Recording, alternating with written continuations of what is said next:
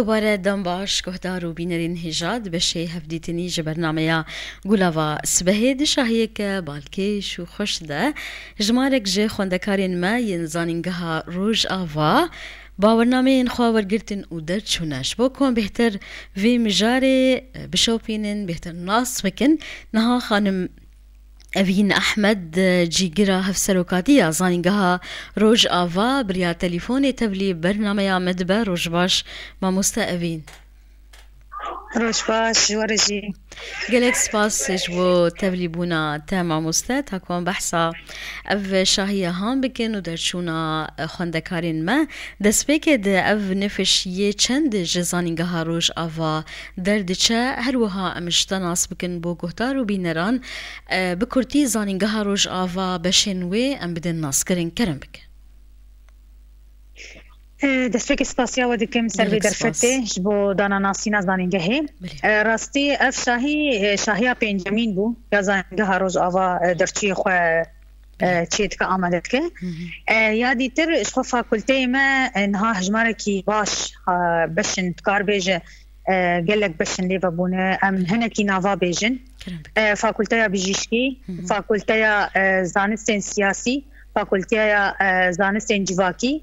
فاکولته اویجه و زمان فاکولته اندزیاری فاکولته اندزیاری اکولوژی فاکولته اولی فاکولته مدنی او جی اندزیاری مدنی فاکولته زانستن خوزایی و تکنولوژی فاکولته پروردهیه پیمانگاه تندرستیه پیمانگاه یا بلندیارا گهاندنی و پیمانگاه دارایی اداری مالی شخوا اب فاکولته جی تم تخوازن هنکی شروفت بکن یعنی هر فاکولته جی بشد هم دری بدن یعنی از تم هناك بیرم جبو بده خویا کرن ها فاکولته زانستین جواکی پنج بشاده حوین ارنیگاری دیروگ فلسفه زانستین جواکی و جنالوجی اف پنج بشانا حمیز دکه همان دمیجی مثلا ام قال فاکولته زانستین خوزایی و تکنولوژی بکنجی او جی مثلا ام بیجن بیولوژیای بیوکیمیای بیرکاری فیزیک کیمیستری مثلا اتصالات میکاترونیک حاسوبه یعنی قلق بشن في آويده حفت حيش بشان دنابا فاكولتي ده حميزك هر وها فاكولتي ما ديجي ولونه يعني هر فاكولتي كي كان بشا دهندري خد حميزك تبنيه كي دن هي انها وك فاكولتي نو يعني وك بيمانجه نو نها حفت بشما يه تندرستي وقت بيمانجه زانيجها روز آغا اف بشانا بكرنه دبن زانيجه هدايه راست بري دبن سيا تندرستي دبو دستايا تندرستي ايصال زانيجها روز آغا درد دبن همان دميجي لجمع بينج بشن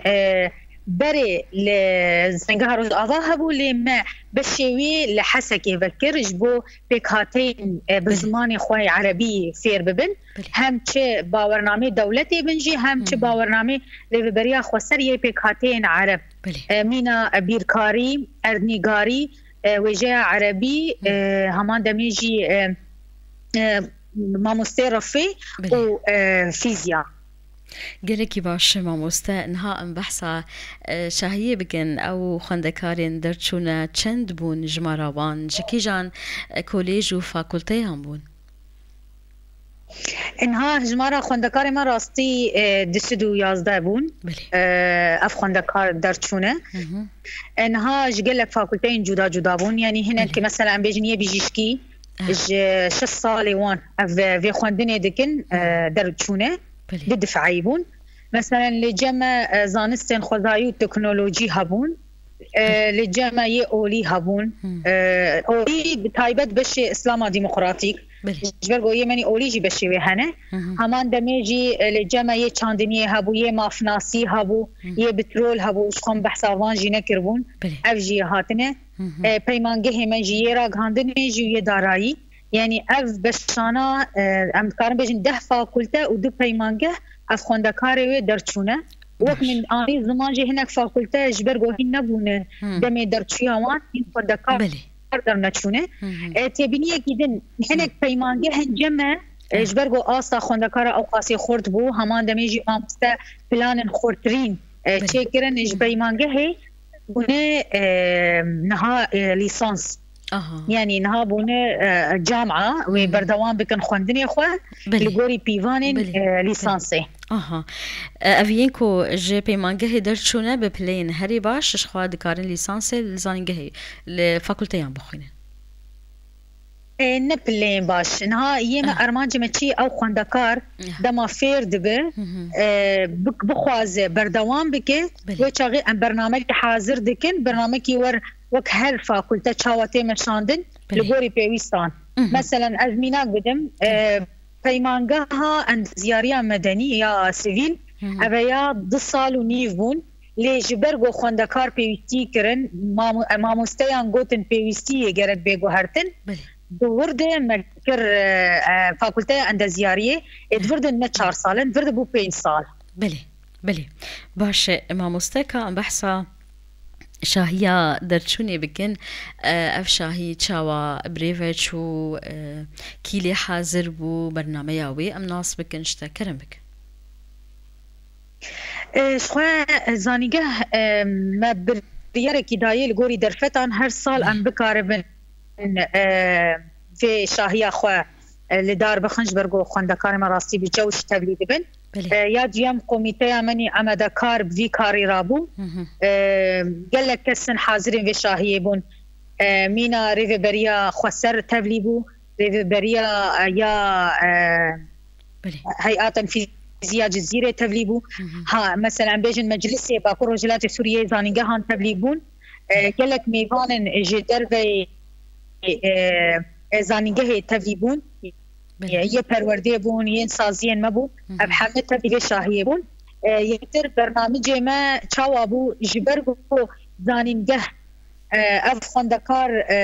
بکده که در چونه مگود گرک زانینگه به ارمانجه در چونه خوندکار خود زانینگه خود بدن جبروه که دمو درجه منی زانینگه هده مناو خوندکارا گود ما باورنامه وان داوان بشتره دربات شاهیه خبون ده حدیقه آزادی ده هنرمند جیمه دعوت کرن همش کم موجودی بو هم هنرمند ما دانیش بو هنرمند ما انس بون اظنا حمیان بجوش و روشکی خوش شاهی بدار خستن راستی او جی شهنازی بون او خاص هجار خوندکار تبلیغ بون برنگ زانینگه و نشاندن آوان تبلیغ شاهیه بون بلی گلک خالین بالکش هبون ماموسته اخفتنا کل سر وان کمی خوندکارین ما درچوین ما کو دیاری شهیدان دکن او جی گلکی سر سوشل میدیا جی بلاغ بو و اولو خوش بو نشاندانه که خوش بو کو اف سکفتنا خو دیاری شهیدین کردستان کرنه باشه بله کرم بک راستی خوازم تبینی که سروی گوتنی بیجم یعنی پرسو دکاری ما گها دنیای حمی سر دخالیان خالیه زانست نگریدای تنی روابونیه لگریدای تکوشینا شهیدانه فدکاری آوان و برخودانی شروانایه یا دویم جی اف شورش رنگه که راست و درست دعالی زانستی ده تبدبشو دگره بله باشه ماموسته وک بریو برین زانینگه و مجولین بکاروبارین خوندکاران هون راستی چه زحمتیان هاتن 2 سالا در باس بویده؟ راستی شخوا دد آستانگی ما هبون آستانگی یکم هر کس بزانه ایریشن گولسار ولات بون اویک دویم جی گوهرینا حکومت استوری او جی باندوره کی لیست گلو و روشا خوندکار چاوا بن چاو تب گره تبی تبینیه کی خوش بوجی ریوبریا خسر زانینگه با کروجلات سوری ارک سر خوراکرن و اف خوندکار حکومت سوری جی ام ارکتیش خودگرن دست یعنی او جی خوندکاری منه ما خود جدا نکر وگو ایرو حکومت سوری دخوازه نشان بده یا دویم راستی آستانگین چه بو جبرگو او گوهرینا و حکومته همان دمیجی ناسکرنا سیستمی گلک کسان نمازانی و چاوا تبگرن جبویجی مثلا کمبونا جارنان پسپورا بون کمبونا گهشتنا هنک امورن گوش بو مخابران ببن به تبي وان زحمتي راستی متکاری بو ام کنترل بکن و خوندکارنا برنگه کی پراتیکی کار بدن مشاندن باش ما مستشخوا ويقلك في برسيجي بكن ها بشتي درچونا خوندكاران دسبيكي كا ام في بيجن چيجي خوندكاران تي خوستن بشيكو درچونا افقاس سال خوندنا چرو لاوان ها راستي نهار رولك وان هيجي ورولك ما هيجي رولك وان جو اف زانس نتني جهوي زانين جها زانس جهوي جواكه جهوي سازين جو بيوستيه يعني نها ام دبينن دبستاني ما قالك استنجيا دكشينن دنافا بيدا كرنا ما مستين سبور افيه دو مثلا قالك مخابرين ما جي واري براتيكي بيوستيا وان جي بوان كسين بسبور وخدسانه هي جبولوجي ام جوان خندكار ارتم ددم ديار كرن بوزان في نگري داي تاني پرتوكتيه گريداي جياني جي وگريداي گلك زاني نايه وخندنا اخوان نتسكنينه يا دويم جي راستي او خندنا بردوام كرنا ماستري ودكتوراه لزانينگها روز آوا دوام كريه يعني نتاني باورنامه ليسانسي جهه البرد السكنه يادي ترجي بيسيا زانينجي جيبوان كسان هي جبوجي اموك ما مستوى معيد ام الجم خو دقرن باش شخو من في برسي بكرا ما مستا هونجي وك زانينجه وك بريفا برين زانينجه هوني جي چه هول بدن جبو خباتا وان جبو ام بيجن پیدا کرنا درفتين كار بشتي در چونين هاجي تاني زماك وهن جوان ويوك معيد بن لي جمارك باشي هي جوان هوني هول بدن انه وان بشو بين بشتي در چوني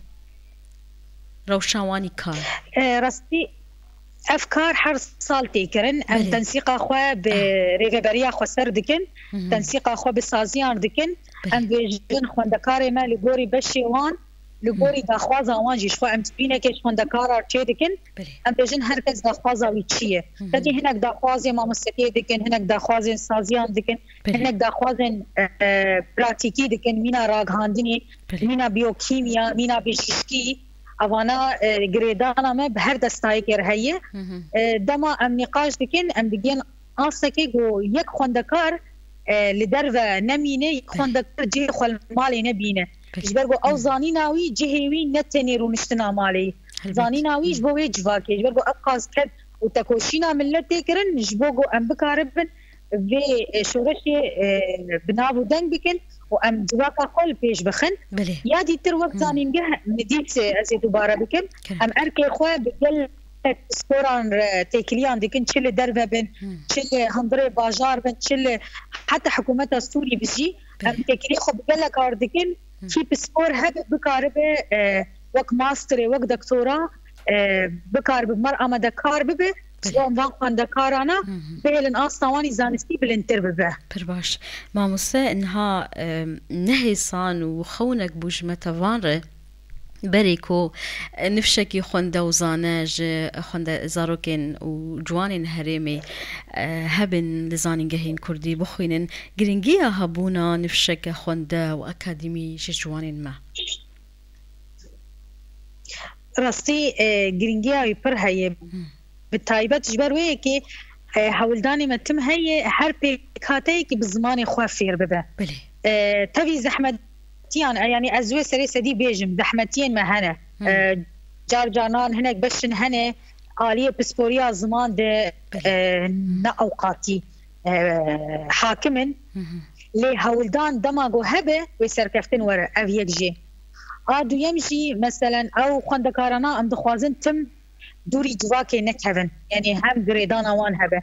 يا سيمجي تم ام بهولدان دكن جو برنامج نه ام بينن جبو او نفشنو بهترين رغبت اوان لزانيگه هيچي ببه وحسكرنا اوان جبو زانستي بهتر ببه بله باشه داويد ما وسات بخواز تشكي بيجيان خالك من نفرسي كرم بك راستي بالا من پردکشینه اف خالایا و سخوازم بینم زمان کرم بک راوابون نگریدای باجارکیه راوابون نگریدای دولتکی زانین لکوب مافی جواککیه جبولوجیک دمام خودیل وی مافی درکوین لکوب امی بخوینن چه راوابون ناوی حکومت سوری به چه راوابون ناوی ریا خواستم چه راوابون ناوی لدرگه به یا گرینتر و ام بکاربن به جواک خوی پیش بخیر او راوابون هری یهینه بله هلبت وچکا بيجم سركفتن بجبو خوندكاري بله امجي جبو وان دويجن جبو مالباتين وان جي بيروز بو سركفتن جبو همو خوندكارين ما وشخوا چکا هری خورد د جهان د چکا زانيني او خوندني يه گلکس باس جبو تا ماموستا اوين احمد جيگرا هفسروكاتيا زانين گهاروج اوا بريا تليفوني تبمر بو گلکس باس